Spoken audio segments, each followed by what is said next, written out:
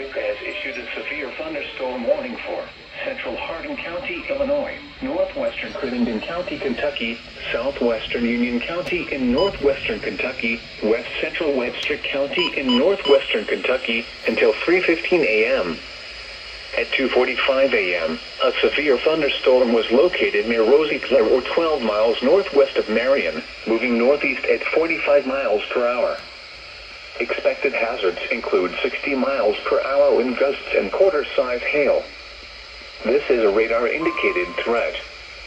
The following impacts are expected. Hail damage to vehicles is expected. Expect wind damage to roofs, siding, and trees. Locations impacted include Sturgis. Repeating, a severe thunderstorm warning has been issued until 3:15 a.m. for the following county: Hardin, Illinois, and the following counties in Kentucky: Crittenden, Union, and Webster.